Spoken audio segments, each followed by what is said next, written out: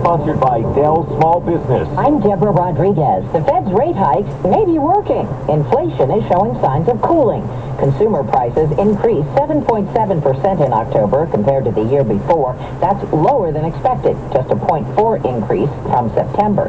John Mayer at Global X ETF. So a lot of declines from used cars, trucks, medical care, apparel, and places where you wouldn't necessarily expect, like airline fares. Investors are cheering the news. S&P futures right now up 121. Dow futures up 778.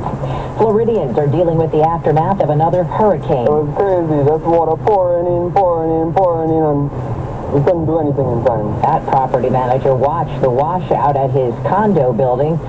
More than a month after Hurricane Ian, Nicole slammed ashore in Vero Beach this morning. Downgraded tropical storm, Nicole will head up the East Coast now. 2 days after the midterms, control of Congress is still uncertain. The House still leaning Republican. In the Senate, 3 key races hang in the balance. One, the Kelly Laxalt contest in Arizona. About $600,000 are still waiting to be counted. It's likely that by this weekend, we'll have probably between 95% of the ballots counted. Megan Gilbertson is with the Maricopa County Elections Department. It usually takes the county between 10 and even up to 15 days to count all of the early ballots, all of the ballots in the election, and to kind of close all of that out. Right now, Arizona Democrats are maintaining a small lead over the Republican rivals in both the Senate and governor races.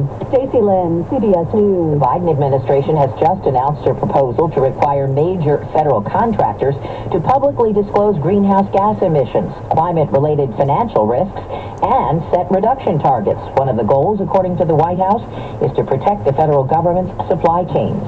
There's a new report on the human toll of the war in Ukraine. Correspondent Cami McCormick. The war's death count is at a level not seen in Europe since World War II. More than 6,000 civilians killed, according to the UN, many thousands more injured. The Ukrainians have not said how many of their soldiers have died. The Joint Chiefs Chairman, General Mark Milley, says both the Russians and Ukrainians have seen more than 100,000 of their soldiers killed or wounded. Parisians are working from home again. There were more than 250 traffic jams in the capital after rail workers went on strike, stopping or reducing service on buses and commuter rail lines today. Strikers are demanding better pay and working conditions. Dow's up 773 right now. This is CBS News. Well, that's today's news. I didn't hear any good news, did you? I didn't think so. It's all about perspective. The glass is half full. Well, as always, I want to thank you again for coming along with me on these Dash Cam News adventures. You know the drill. Peace, love, and all that hippie jazz. Bye-bye, everybody.